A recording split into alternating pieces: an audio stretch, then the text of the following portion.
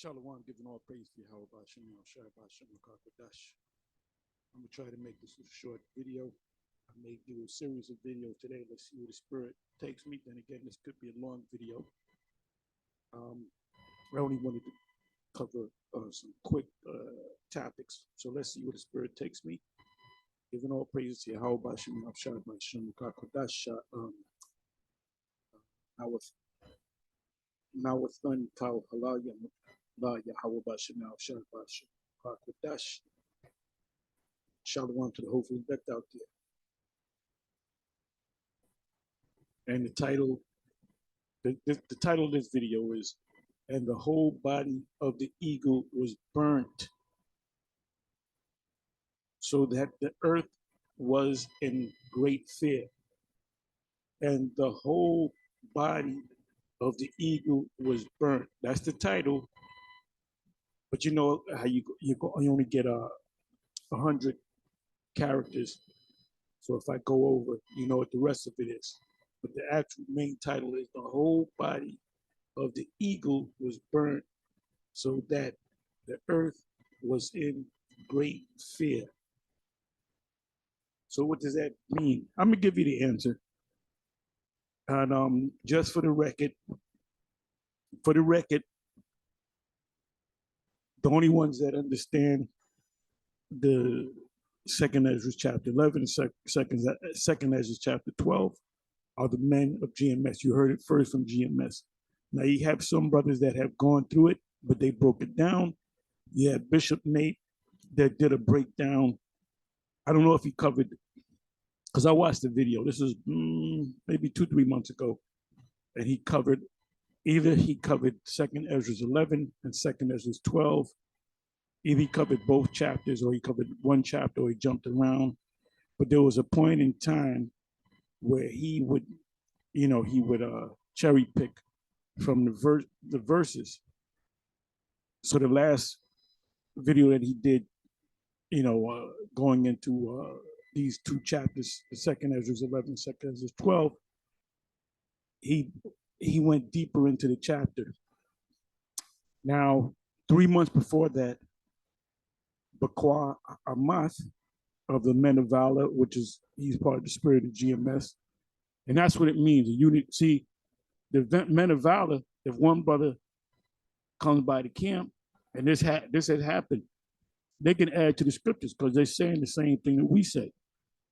If there's certain breakdowns they don't understand, they'll come to the camp and they'll ask me, Bakwa Amath. I don't like answering questions, but you keep asking, bother me, I'll give you the answer. So he'll go to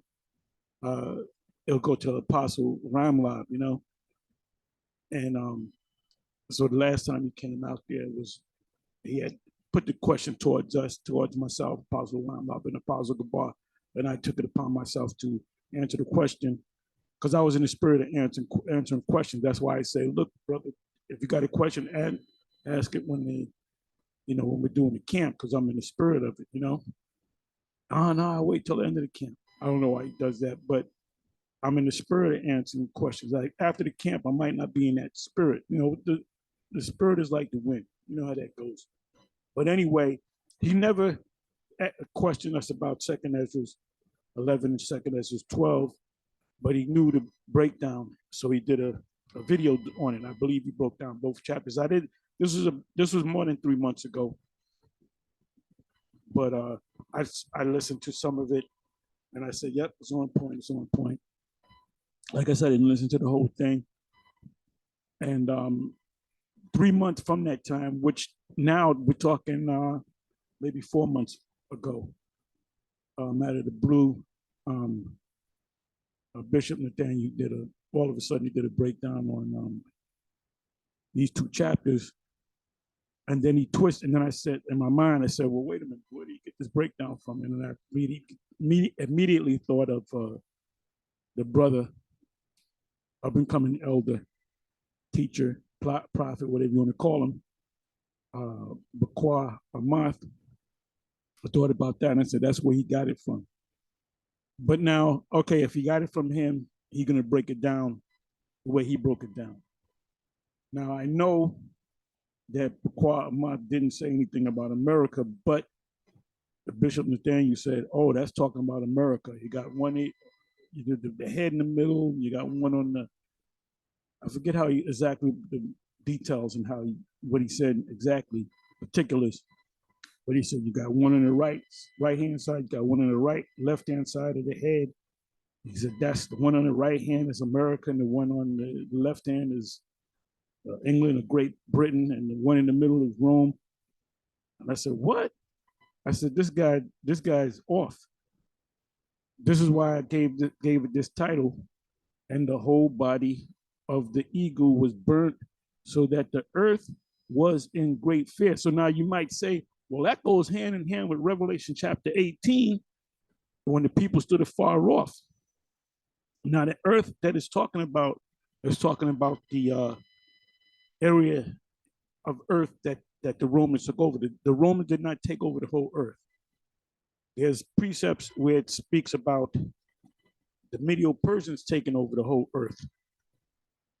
It's talking about the known earth, because the Romans did not have jurisdiction over the northern kingdom. Matter of fact, they had no idea what the northern kingdom was. The only time the beast found out about the northern kingdom, which they knew the northern kingdom was going to be on the other side of the world, because they read the scriptures that said they're going to be scattered to the uttermost side of the earth. They knew that they were the Israelites. Christopher Columbus knew that he was going to encounter Israelites. That's why he brought with him a chief interpreter, Del Torres. And you look up the word Del Torres, it'll tell you he was the chief, the top interpreter. And the language that he spoke fluently, one of the languages was Hebrew. He spoke Hebrew, Arabic, I believe Latin, and some other languages, the Spanish language, because he was a native of Spain, and he was supposedly a Levite. Now, it doesn't tell you that he was a Edomite that converted. Doesn't tell you that he was a Kazakh or and by the way, the Kazakhs never spoke Hebrew. They learned it because Ben Yehudi, the guy that wrote the book, Ben Yehudi, English, Hebrew, English dictionary, he wrote it because they were going back to the land of Israel, but they've been going back to the land of Israel way before 48. They started going back and forth over there during the turn of the century.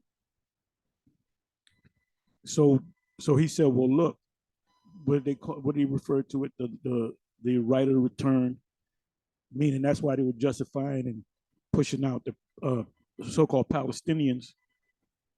So he said, well, if we're the real people, we have to know the real language. So he was the one that had to put together the language. And he made a statement.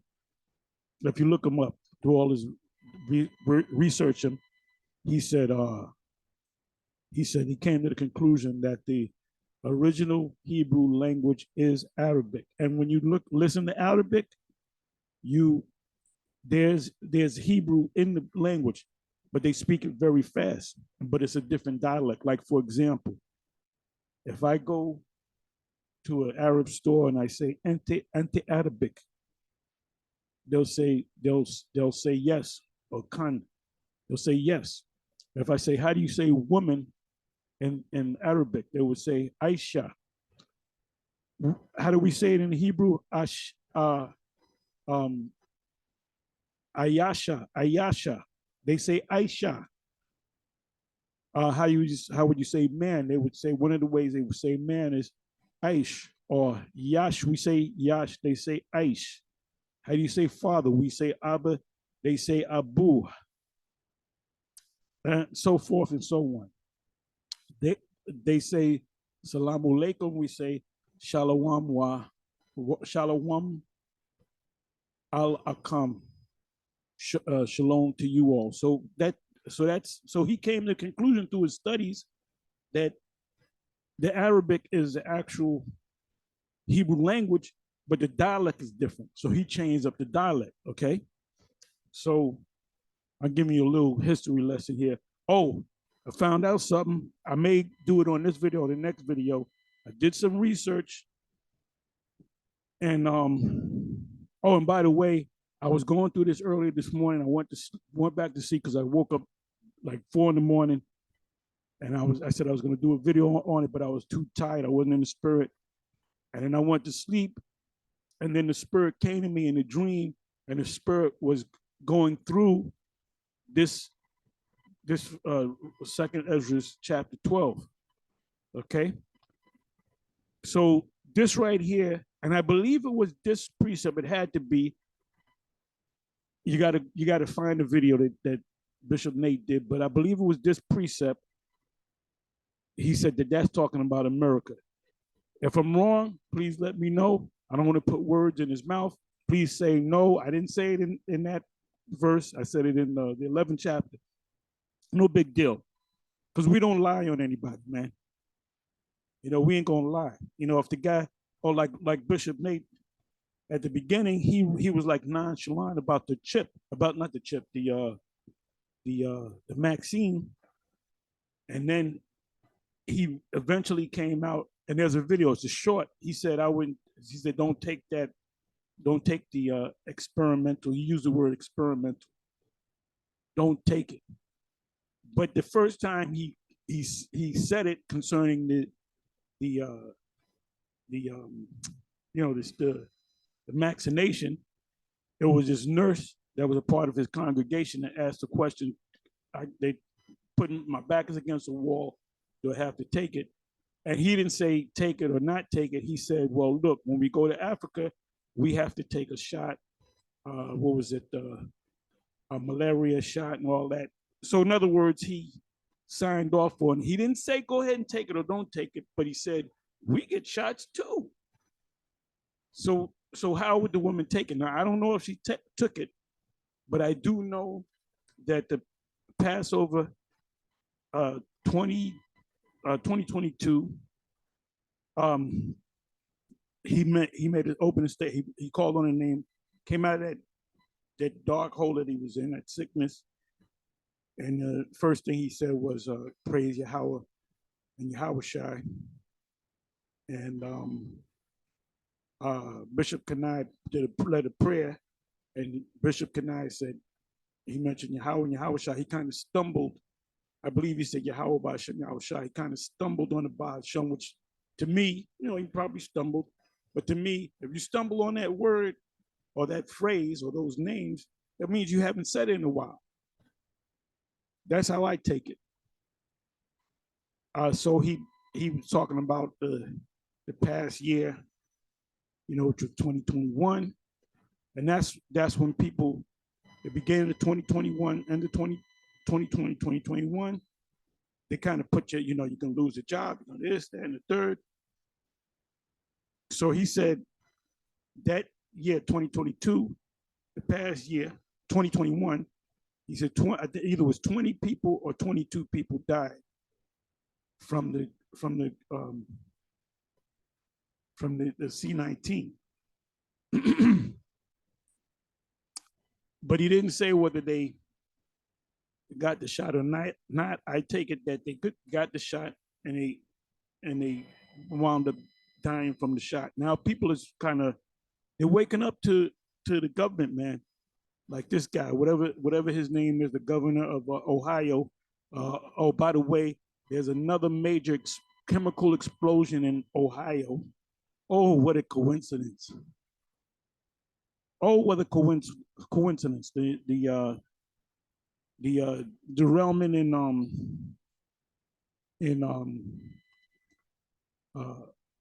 Palestine, Ohio.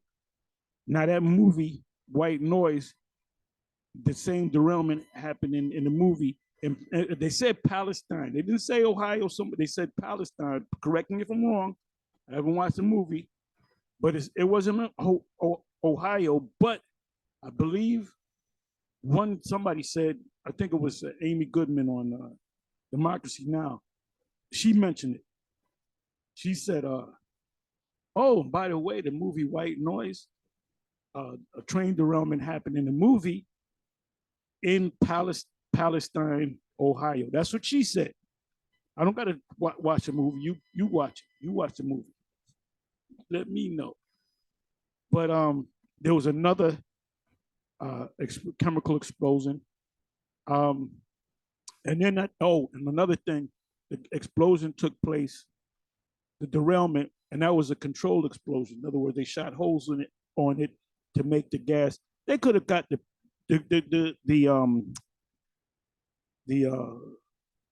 chemicals, what was it, vinyl, something like that, vinyl chlorine, or whatever it was. They could have took the trains one by one and put them in a controlled area and let the stuff go. But they did it right in the middle of the town. And they told the people, at first the government said, leave the town. Where the hell are you gonna go if you're a middle class, working class family? Where you gonna go? Okay? But then I believe he said shelter in place. And then he said, we use our experts, and there's nothing wrong with the air. Wait a minute, you got toxic chemicals in the air. So a lot of people, they follow their government leaders through a thing called, what was it called? Normacy bias. Look that word up. Normacy bias. They're waiting for an authority to tell them what to do. If the authority don't tell them what to do, they're going to sit there and wait, well, as soon as an authority tells them what to do, I'll do it. Meaning you're not thinking on your own.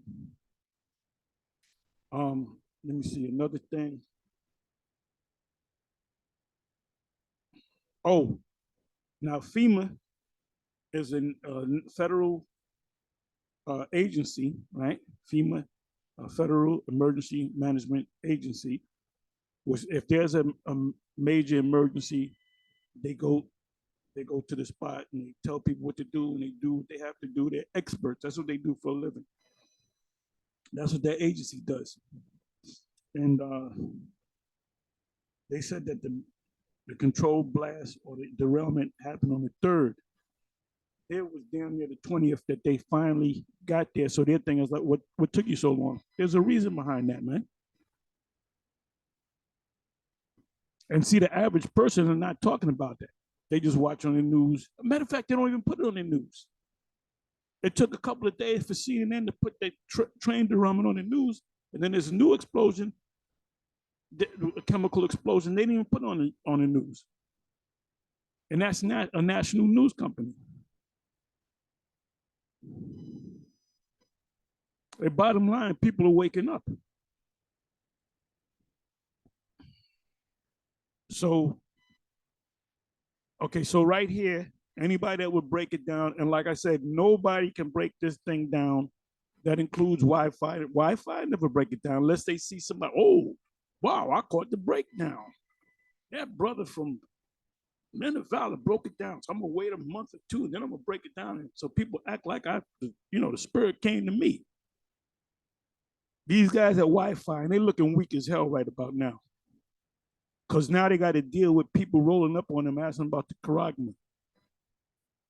So they got to come up with some bullshit. They got to, well, you need 5 hours for me to break it down to you, brother. Give me 5 hours.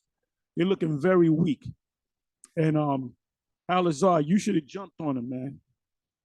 Okay, instead of worrying about some fucking unity camps, which is not even scriptural, you should have jumped on him. You should have jumped right on him and made a series of videos on because you saw the videos that we did. Most, you might say no, but you had to have. SOT, first of all, we got on SOT, we got on the True Nation Israel. Then the last one, they stood at Bo, was the great and powerful Oz himself, Naquan. You must be full of yourself when you got it in big bold letters, you got your name written there, Naquan. So he got up, talking shit. And we was right there on their video, putting comments in there. And then they started calling us scoffers. We weren't scoffing, we were asking you questions. So now you gotta deal with it. Now you gotta deal with that, man. When it gets nice and warm again, you're gonna have people asking you because these people watch GMS videos. Very other ISUPK, IUIC, they watch these videos, so they're going to ask. And you either going to submit and say that GMS was right, or you're not, and you're going to cause a lot of people to take it. So now coming back to Bishop Nate or Bishop Nathaniel, because they'll accuse me, so you better call his name right. So I'm gonna say Bishop Nathaniel, so you don't get your panties in a bunch, so to speak. I saw and behold. Now, like I said, if I remember the video, if somebody know what the video came out about 2 months ago, something like that. If you go to that video, try to find a minute mark in the video, hand it, give it to me, send it to me. But I'm almost positive it was this verse right here, and he said it was talking about America. But what he used to do was this. Oh, by the way, this is not America. This is talking about Rome. This is talking about Rome. And I saw and behold. So now you brothers got it. Now you got to figure out the rest of the chapter. They appeared no more, and the whole body of the eagle was burnt, so that the earth was in great fear. Then awake I out of the trouble or the nightmare and trance of my mind, and from great fear, and said unto my spirit. See, it said the earth, so that the earth was in great fear. So automatically you think of America. Lo, this have thou done unto me, and that thou searchest out the ways of the Most High. Lo, yet am I weary in my mind, and very weak in my spirit, and little strength is there in me, for the great fear wherewith I was afflicted this night. So it's saying it was a vivid dream that he saw. So let me see something.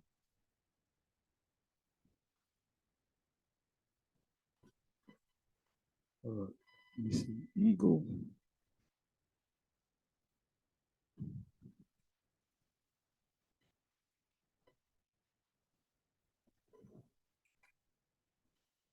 We do know that eagle represents the national animal of America, but it's also the national animal, symbolic animal of Rome. And why is that? Because this is Rome all over again. Revelation 13. Okay, so this is what Bishop would go. This is the extent of his understanding of Second Ezra chapter 12. Second Ezra chapter 11, Second Ezra chapter 12. So he jumps down here. It says, for thou hast, it's in the 11th verse, for thou hast judged me worthy to show me the last times, the end, and said unto me, this is the interpretation of the vision. The eagle, which is the Roman Empire, not America, whom thou sawest come up from the sea, is the kingdom which was seen in the vision of thy brother Daniel, but it was not expounded unto him. The Most High didn't go into too much detail. Therefore now I declare it unto thee. So what did he declare unto him? He declared unto him the Roman Empire, which Daniel saw the beast. The Most High showed Daniel the beast, the two halves of the beast, let's say. There was two parts of the beast. There was a part 2 to the beast. And what he saw the beast, the Roman Empire. Then he saw the new Roman Empire, the reborn Roman Empire. And he saw Yahweh shine, the angels, and the image of Yahweh, the vision of Yahweh coming down and bringing judgment. It says 13 verse, behold, the days will come that there shall arise up a kingdom upon the earth, and it shall be feared above all kingdoms that were before it. That's not talking about America either. That's talking about the Roman Empire. It says, It was the earth was in warfare beyond the kingdoms before. Well, the kingdoms that were fought was what? The Greeks, the Medo-Persians, and the Babylonian Empire. In the same shall 12 kings reign one after another, whereof the second shall begin to reign and shall have more time than any of the 12. So who was the first king? Who's the king? And Elder Mike, who's the king? And Deuteronomy 28 and 36. Did y'all have a class on that? It's King Tacky. That's what this dude Al-Azhar said. He said he's gonna do a breakdown on who's the king. I asked him who's the king in Deuteronomy 28 and 36. So he spends like 2.5 hours going through this, going through that, and then eventually he said the king is King Tacky. Wrong, absolutely wrong, brother, absolutely wrong. So you don't understand all the scriptures. That's why you bring this bullshit about unity camps bullshit. Ain't no camp gonna come. Look, do you think I'm gonna have GOCC? Oh, we want to get a U. No, not y'all niggas. Y'all stand on this side and get taught. Okay, you get Hebrew. What is it? Hebrews 5 and 12 all over again. That's what you're supposed to do, man. If a man is going off, you're supposed to correct that man. Not sit there with 2 and 3 different camps. One camp believes the MOTB, another camp believes Esau can make it. Another camp men can have long hair.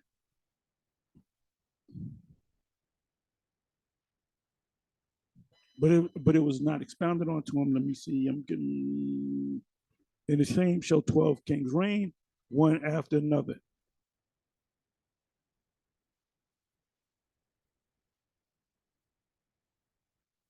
So that's it on that. Now, this is what I want to do. You know what I found out through the Spirit? You know, the Spirit told me, oh, by the way, this is the fire. What I did was, I said, was there any other fires in history of Rome? It says Great Fire of Rome, right? There it is right there. These are depictions of the Great Fire of Rome. Which when you go into the history, you can go into the narrow, what is it? The Neronian persecution.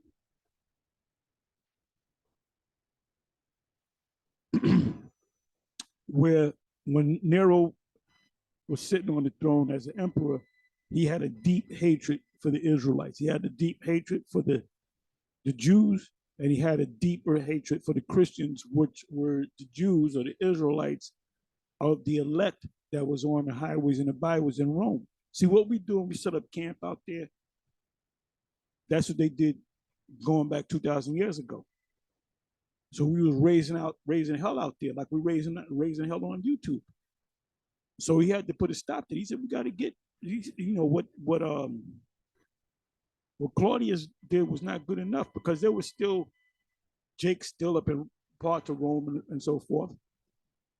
But Claudius banished him out. When you go into the history of why Claudius, you know, pushed out the Jews and the Christians, which were the elect of Israel, it was because they were becoming a nuisance to people. They would call them Roman citizens devils and so forth. They were doing just like we do. That's why, you know, vocab, the only group he focuses on is Warren Westers. So it says, the Great Fire of Rome occurred in July AD 64, July 19 to be exact. The fire began so what scholars would say was that he set the fire so he can blame it on the Jews and mainly the Christians, right?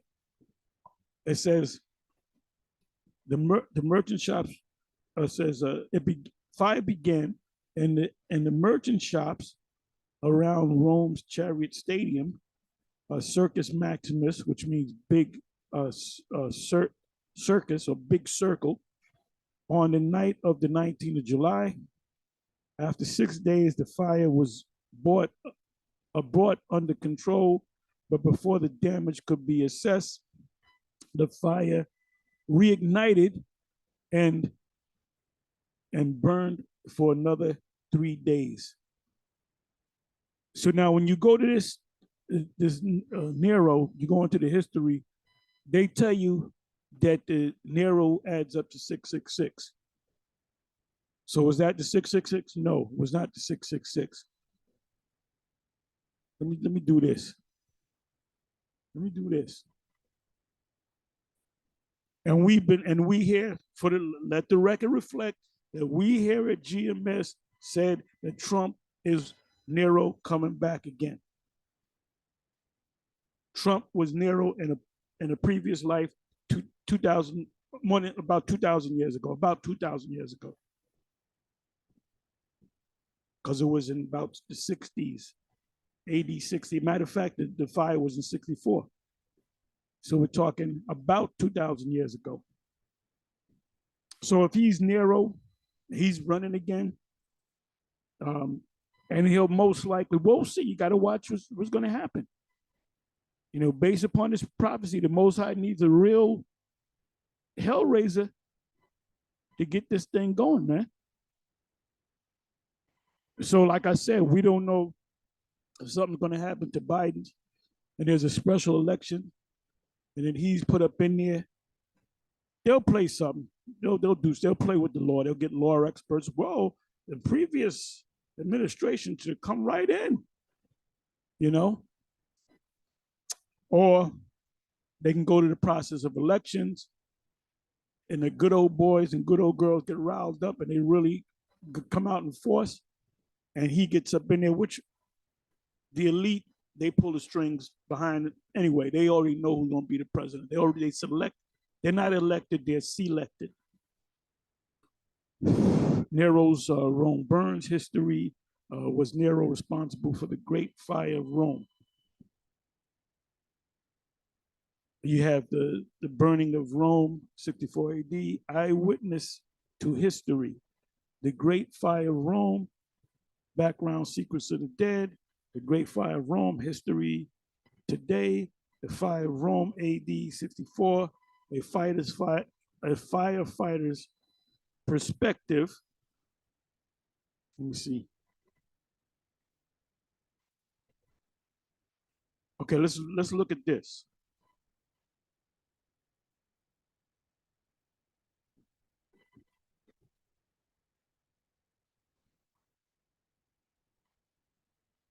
What the hell, man? Let me do this here. I have no choice. Let me read some of this.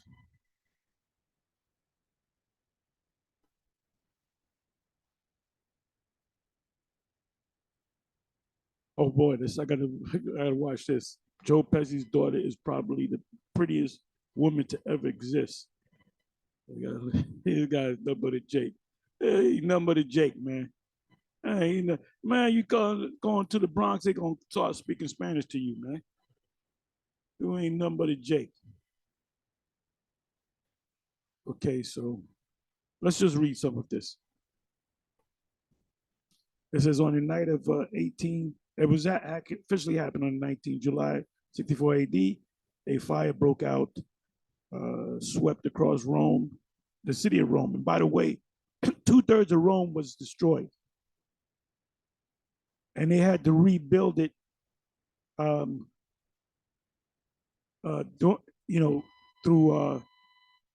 the Four Caesars. And then it was, Vespasian came in. And so they kept the tradition, Vespasian, Titus, and Domitian, they kept the tradition of destroying the Israelites. They shall be like madmen, sparing none. The traditional view has Nero laying the blame for the fire at the door of the Christians, which are the Israelites that believed in the Messiah, the hopeful elect. So we would be considered Christians. We're the true Christians, beginning nearly 3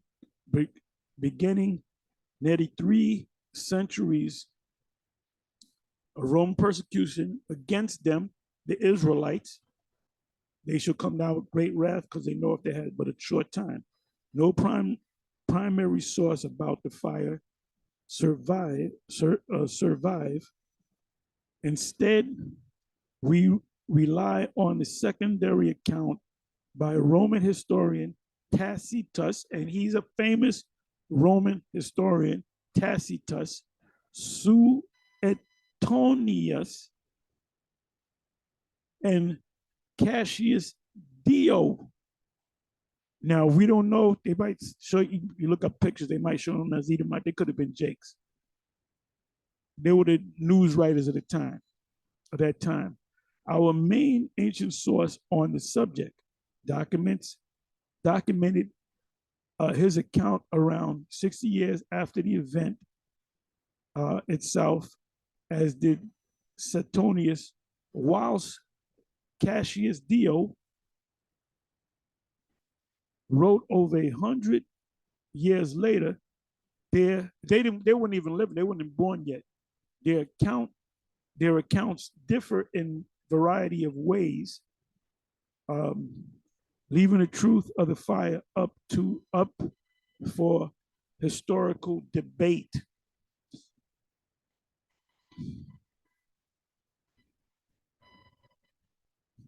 I'm trying to get to the point here. Hey, we going into the spirit of history. Apostle Ron Lott went into some history, you know, with the Persians and the Medes and the Greeks and so forth. And everything is filtered through the scriptures. The fire was said to have started in merchant shops selling what Tacitus described as flammable goods. The shops were located near the Chariot Racing Stadium, known as the Circus Maximus, the big circle, because that's how you had your modern day chariot races would be the Indy 500. You go around like a circle or an 8. And it spread quickly due to several factors. First, there was a strong wind. I'm not going to read all of this. Let me go down to here. Tacitus documented that efforts to douse the fire were hindered by gangs. Hindered by gangs of looters. That's when Jake was. That was Jake, and some of them Edomites, man. And that generation is back here today. And arsonists and they kept the fire going. The fire would go out. They said, "Let me get the party going again."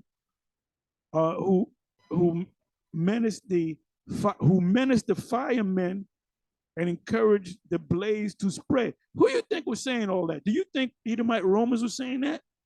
It was Jake. It was crazy Jake. They said, "Man, don't let that motherfucker burn." The roof is on fire. We don't need no water. Let that MF burn, MF burn. So this is the time that Esau is going down and Jake is coming up. So they're going to help you go down. They're going to praise you go down, man. This is the change of worlds, baby. Esau is the end of the world, and Jacob is the beginning of it that followeth. When the fire was finally contained, three out of Rome's 14 districts had been completely devastated. It said it was 66% of the city of Rome, which is the capital of the empire, burnt down. And a further 7 had been burnt to near destruction. The fire had lit up 2/3 of Rome, that's 66%, killed hundreds, left thousands more homeless, and destroyed some of Rome's greatest architecture, including the temple of Jupiter, which is Zeus in the Greeks, and the house of the Vestals. You got a thing called the Vestal virgins.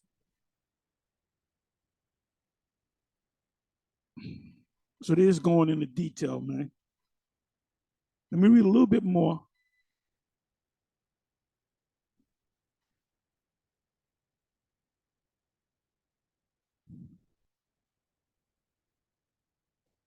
Let me go here. Burning down Rome does not seem beyond the pale for the impulsive and corrupt Nero, the last Roman Empire of the Julian Claudian dynasty, although some modern historians have recently begun to paint him in a more favorable light. He's often remembered as the epitome of the decadence of debauchery of ancient Rome. The emperor. So don't be surprised if Trump runs on the guillotines, bring guillotines back. And you're going to have a justification to say we're going to bring firing squads. We're going to have some summary executions. A summary execution is when somebody commits it, or like if you go back to the law in the scriptures, two men lay together, you kill them right then and there.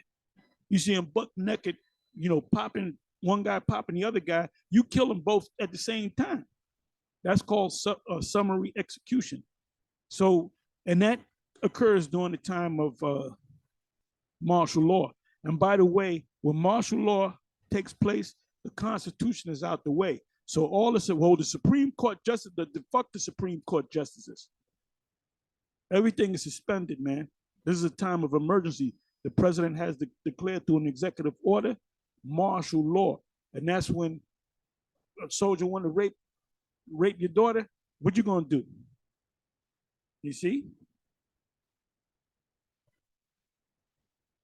It says, let me read the rest of this. Okay, he lived during the time of debauchery of ancient Rome. The emperor apparently slept with his mother. But the white people can make it too if they accept the Lord. Slept with his mother, had her murdered along with a number of his wives and his brother or brothers. So let me look up the word debauchery.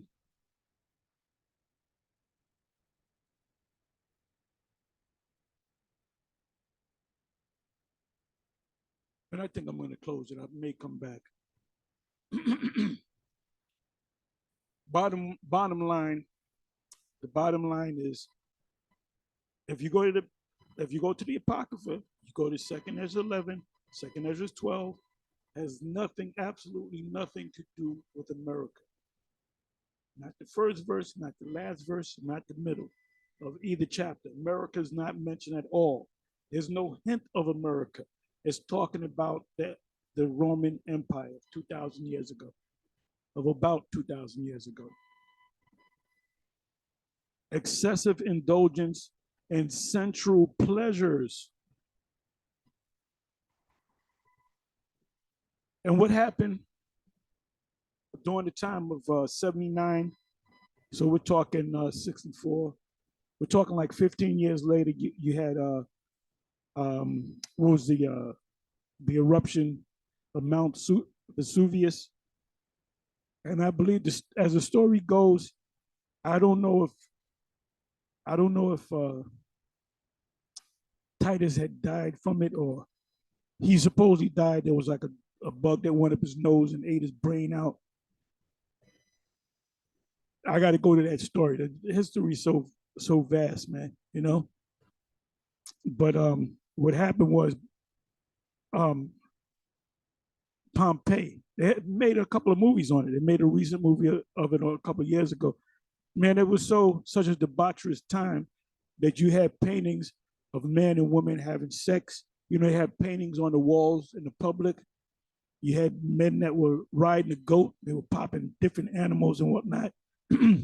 Men dressing up like women, women dressing up like men. Why do you think Paul said what he said? And it so happened to be the book of Romans, because that's what's going on in Rome. But this guy, he brought it to the next level. And the Most High killed him, man. they died by way of asphyxiation. All right. And so what you have in this society, they pass laws to protect, the LGBTQ community, and you got dragons. I'll call them dragons. You know what I want to say? Dragons doing little shows, going to schools, teaching little, first graders and kindergartens, So this is Rome all over again. Anyway, that's it. That's all I'm going to say. So you got a little history lesson. So now you have a better understanding of Second Ezra 11 and Second Ezra 12, and you should be able to break it down now. It's very easy. Oh, by the way, when we were leaving the camp, we're gonna go pick up something to eat. We eat like good food. We don't go to McDonald's or Burger King or nothing like that, or even Wendy's. We'll go to like Greek restaurants and Mediterranean restaurants and Israelite food. But anyway, we were in the car. It was me and the Apostle Gabar. So I told him, let's put on Second Esdras, because I was saying a couple of days before that I was listening to Second Esdras, and I listened from the first chapter, then I went to the second, third. So I stopped at the ninth. So I said, start at the ninth. So it went from the 9th chapter, 10th chapter, 11th chapter, 12th chapter. So me and Gabar was listening to the 11th chapter and the 12th chapter, and we was just breaking it down like it was nothing. And I hadn't did a complete breakdown of that. I believe the year was 2015, 2016. And my page was taken down, so I lost all them videos, but that's all right, because it's already in our spirit. So we were listening to it, and we were like, that's so-and-so, and that's such and such. And we broke it down like it was nothing. Why? Because Yahweh Hashem Yahushai, the spirit is on us. Anyway, with that, I'm going to say shalom.